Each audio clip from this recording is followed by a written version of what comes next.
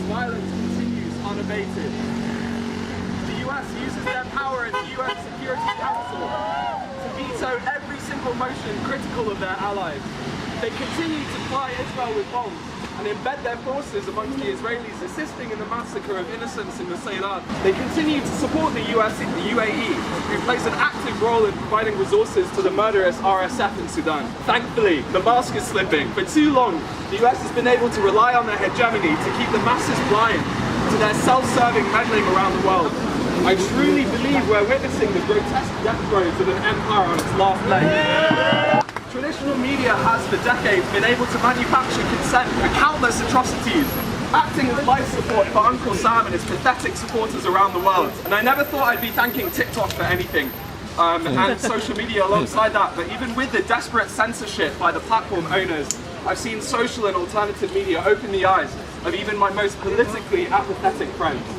Gaza's natural gas resources and strategic location in the world will ensure that it is a key player in a multilateral world. Sudan's array of resources will allow it to become a vanguard superstate, protecting real human rights, as well as the rights of those in the global south who are currently marginalized. It's for that reason that there's no surprise that key US benefactor Israel has its claws deep in Sudan, as well as the Congo.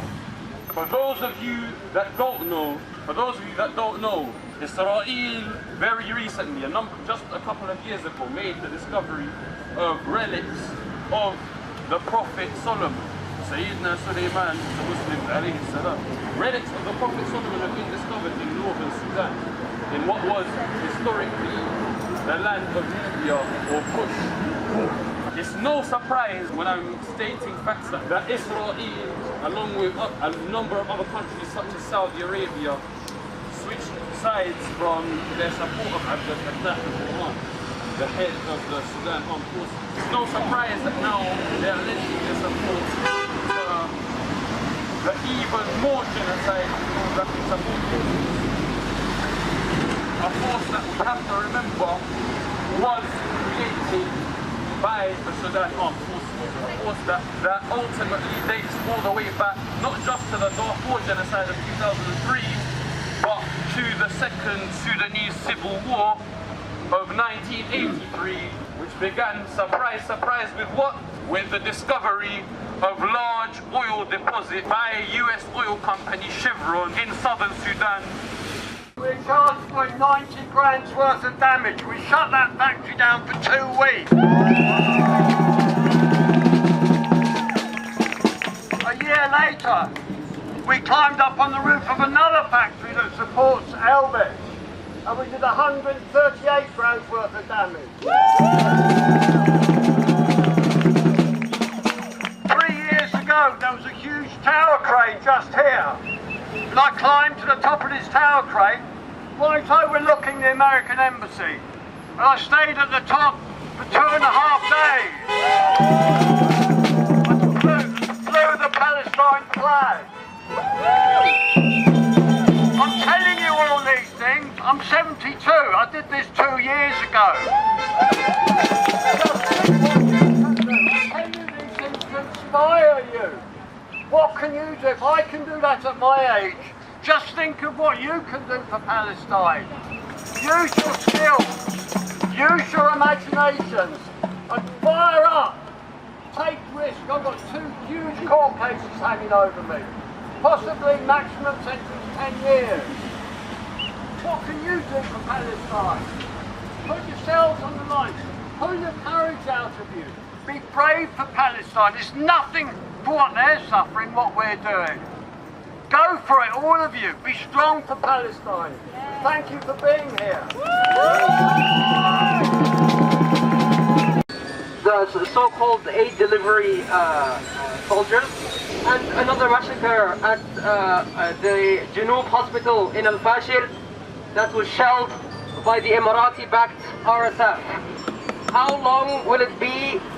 How many more have to die before we are considered as human by the imperialist powers? And even before this, shelling of the hospital. There was a massacre as well in a jazeera, in a village of Wad al-Noura.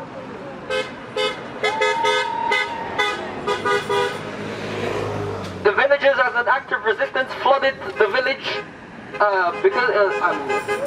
to prevent RSF entry into the village, and as a result, the RSF took a revenge action and decided to shoot, to shell from a kilometer away and fire anti-aircraft heavy guns at this village, which ended up killing 240 civilians.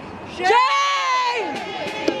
And what's even more shameful is that these the RSF spokespeople, however many they are, that came onto Al Jazeera and instantly lied about the massacre, and one of them even claimed that the entire village was overrun by ISIS, where there is no such thing as ISIS in Sudan in the first place. And they are taking straight from the Zionist playbook because the RSF and Israel have been the best of friends for the last couple of years. I remember during the transitional period where the military and the RSF overthrew civilian, partly led civilian government, that I remember like being there at one of the protests in Khartoum and being sprayed by Israeli skunk water that they got from the Mossad, that the Sudanese police used against our protesters. Like this like the links between Sudan and Palestine are not imagined. Like it's very real how we're interlinked.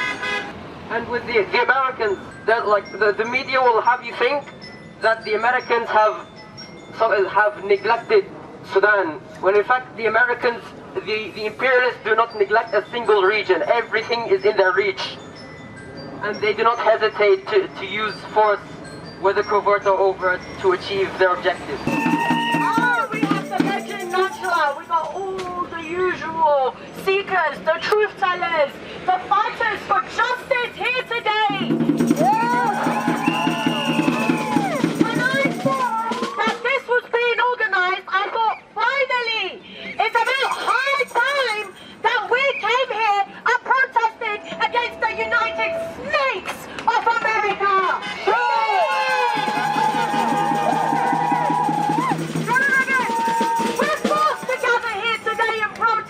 Solidarity, because our fellow health workers, children, babies and civilians are being indiscriminately butchered globally and targeted by the US and their proxy war machine, the UAE and Israel.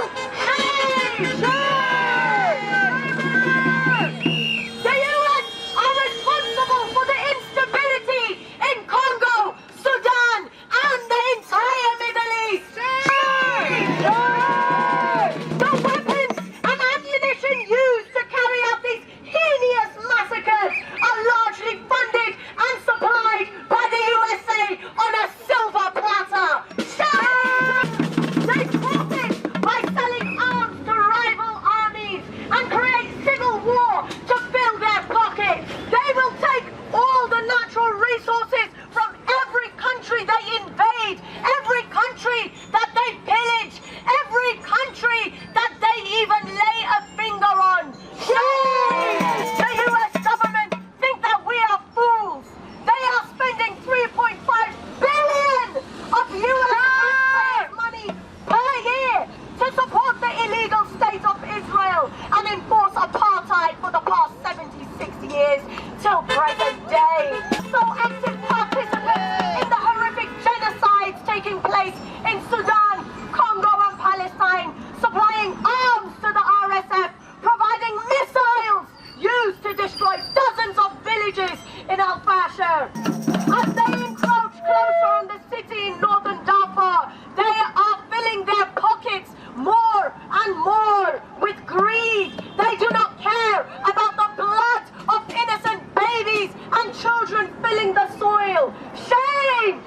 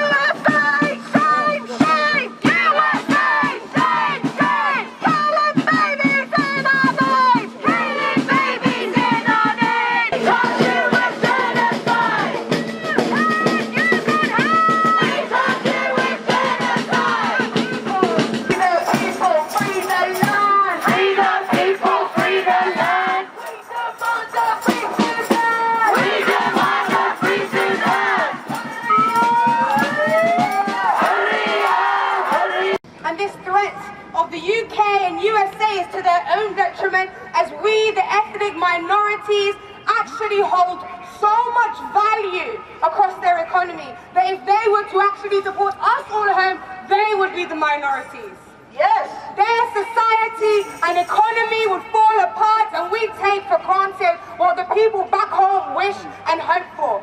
Education, the freedom to create healthcare and more, while the twisted roots of deep complexity of selfish interests like the economy grappled with greediness, power-grabbing, narcissistic figureheads, political and military, not just in the UK but across the globe, continue to brazenly allow unfathomable things such as genocides and wars that again are not new to continue. And the US and Israel, who bomb the Middle East and Africa and dress themselves up to be the victims, yet withhold aid and money and twiddle their fingers and promise money they owe after they stole our riches, our gold and artifacts. And the UK also complicit in the crimes, but also a puppet, while its boroughs are broke and they simply do not have the funds, while families are out on the streets, yet managed to find billions to aid Israel and Ukraine's war. Everywhere grasping with greed as though it is the air they need to breathe in their brains, cannot simply conceive peace. Their only speech is fire power, shoot first and speak. Why can't they see that we can simply just live in peace? Thank you.